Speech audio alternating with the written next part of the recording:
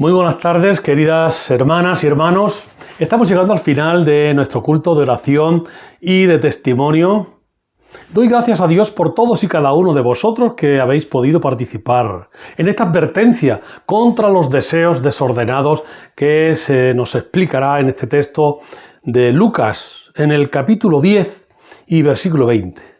Dice así: pero no os regocijéis de que los espíritus se os sujetan, sino regocijaos de que vuestros nombres están escritos en los cielos. Al regreso de los 70 o 72, depende del texto, Jesús vio en la expulsión de los demonios una señal de que el trono de Satanás estaba tambaleando. Él sabía de la derrota espiritual de Satanás y que ésta ocurriría en la cruz con la muerte y resurrección de Cristo. En la cruz derrotaría todo este tipo de exorcismos y los servidores de Satanás. El versículo 19 dice: He aquí os doy potestad de hollar sobre las serpientes y sobre los escorpiones y sobre toda fuerza del enemigo, y nada os dañará. Este es el versículo anterior, 19. Las serpientes y escorpiones son símbolos de maldad espiritual, de acuerdo al Deuteronomio y los Salmos y otros libros en la Biblia. Por ejemplo, el Salmo 22, 13 dice: abrieron sobre mí su boca, como león rapaz y rugiente. Estos textos recalcan los peligros que enfrentamos en todos nuestros caminos en el vaivén o el vaivén de la vida. Cuando Satanás usó estos versículos contra el Señor Jesús, la respuesta que recibió fue que la confianza auténtica no demanda que el Señor se pruebe a sí mismo, sino que simplemente descansa en el cuidado de Dios. El león y la serpiente representan respectivamente los peligros de la fuerza y de la traición. Todas las cosas significan toda revelación, más bien que todo poder. Jesús les dio a los discípulos potestad sobre la maldad, representada aquí por símbolos del mal, serpientes y escorpiones. Algunos cristianos hoy, que toman este versículo de manera muy literal, creen que manipular serpientes venenosas es una prueba de fe. Sin embargo, Jesús promete protección contra el enemigo, contra Satanás, en vez de protección contra serpientes y escorpiones. Dice: mas no os gocéis de esto. Es importante ver que esta advertencia: mas no os gocéis de esto, que los espíritus se os sujetan, antes gozaos de que vuestros nombres están escritos en los cielos. Tener sus nombres escritos en los cielos les da mucho más privilegio que les da su recién encontrado poder sobre los demonios.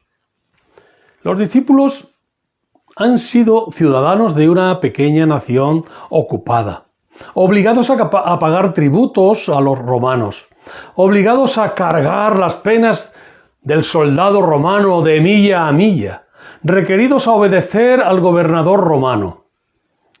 Ahora son ciudadanos del reino de Dios. Aquellos que por fe han creído, creen en Él, en ese dominio sobrenatural de Dios y en ese Cristo. Su dominio sobre los demonios sí es causa de regocijo, pero su ciudadanía en el reino es mayor regalo. Hubiera sido un error regocijarse demasiado por eso. Era posible echar demonios y aún así ser excluido del reino. El Evangelio de Mateo dice: muchos me dirán en aquel día: Señor, Señor, ¿no profetizamos en tu nombre? ¿Y en tu nombre echamos fuera demonios? ¿Y en tu nombre hicimos muchos milagros? Y entonces les declararé: nunca os conocí. apartaos de mí, hacedores de maldad. Cuidado. Es mucho mejor regocijarse de que el propio nombre está escrito en el libro de Dios. El apóstol Pablo en Filipenses nos dice: asimismo, te ruego también a ti, compañero fiel, que ayudes a estas personas que combatieron juntamente conmigo en el Evangelio, con Clemente también y los demás colaboradores míos, cuyos nombres están en el libro de la vida. Después Jesús agradeció a Dios de que su revelación fuera dada a la gente común y no estuviera ligada a la sabiduría humana. Su oración terminó con una confesión de que ese conocimiento le había sido dado por el Padre. Hay un vínculo exclusivo y mutuo de conocimiento personal entre el Padre y el Hijo, de modo que solo el Hijo puede hacer que el Padre sea conocido. Los discípulos habían recibido ese conocimiento de parte del Hijo, de Jesús. La gente del pasado pudo haber visto con agrado la venida del reino, pero solo los discípulos vieron y escucharon al Hijo de Dios. La humildad hace posible una visión. La humildad hace posible una escucha espiritual, reflexiva y activa en la obra del Señor, la obra de Dios. Esa humildad espiritual que como cristianos hemos de buscar en todo y por todo, también en el ámbito espiritual.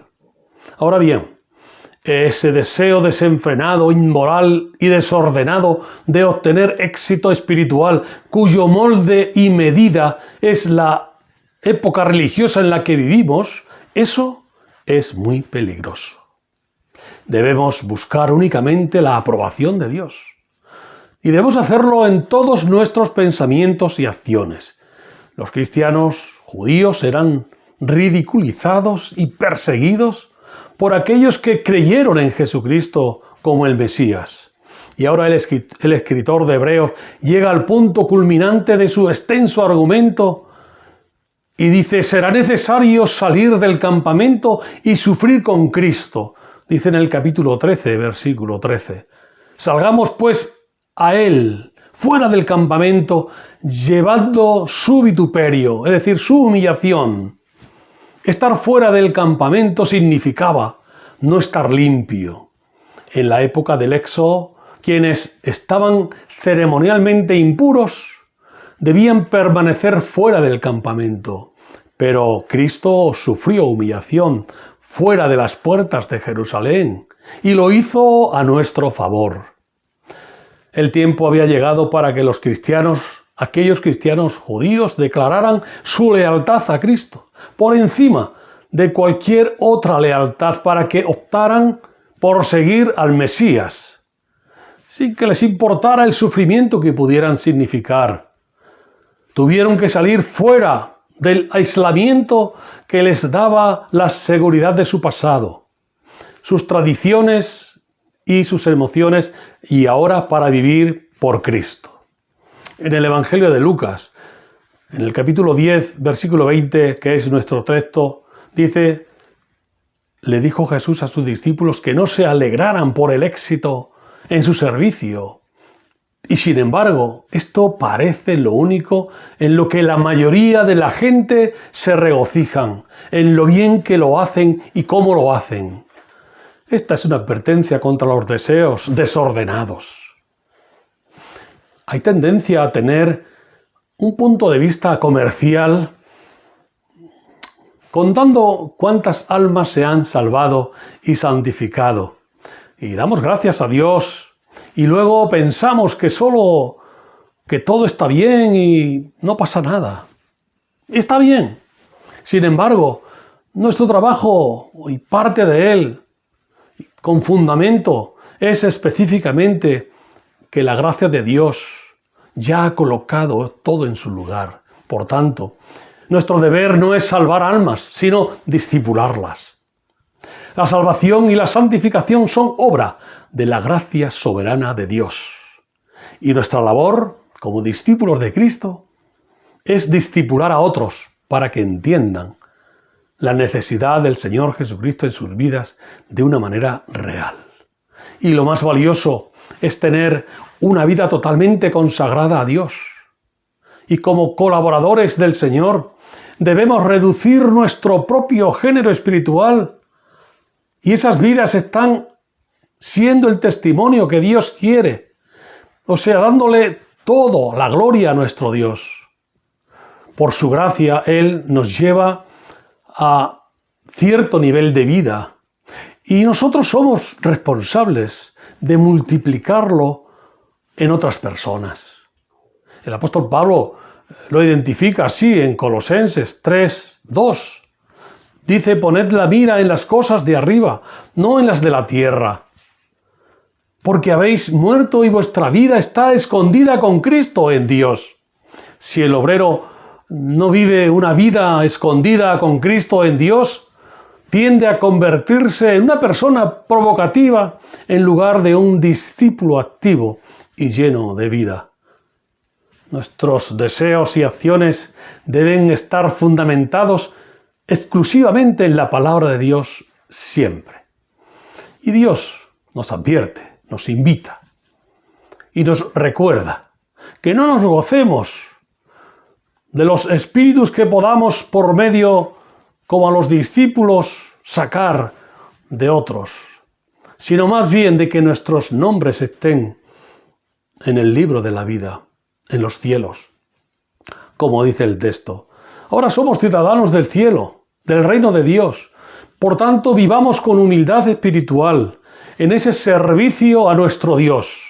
Como iglesia, hagamos el trabajo de discipular a los que no conocen a Cristo, invitándolos a que crean en Él y lo reciban en su corazón para que obtengan la salvación y la vida eterna. Y ya puedan ellos también formar parte de la familia de Dios y que sus nombres puedan estar escritos también en los cielos. Igual que en los tiempos pasados, ha llegado el momento para los cristianos de declarar lealtad a nuestro Señor, por encima de cualquier otra circunstancia y otras lealtades, sin importar lo que nos pudiera significar. El pueblo hebreo tuvo que salir fuera del aislamiento que les daba la seguridad de su pasado, sus tradiciones y sus ceremonias para vivir confiados.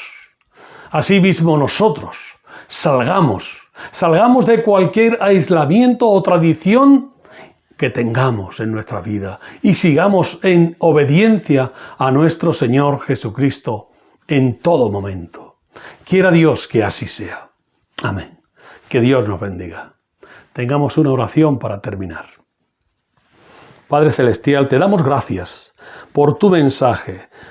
Este mensaje que llega fresco a nuestros corazones y nos hace sentir la necesidad de estar siempre a tu lado en obediencia a ti, haciendo lo que a ti te agrada y no lo que a nosotros nos gusta. Señor, que seamos humildes en tu presencia, que seamos humildes en tu obra, haciendo el propósito tuyo en este mundo, en esta tierra. Señor, siendo servidores de Cristo, como tú nos demandas. Oh Padre, te pido por aquellos que no conocen al Señor Jesucristo, que tú les hables al corazón y que ellos puedan recibirlo en sus vidas como su Salvador personal, y así todos juntos formaremos esa iglesia universal, ese pueblo tuyo que camina en ese camino que tú nos has trazado, haciendo tus propósitos conforme a tu voluntad y no los nuestros. Todo esto te lo pido dándote gracias en el nombre y por los méritos del Señor Jesús. Amén. Amén. Que seáis muy felices.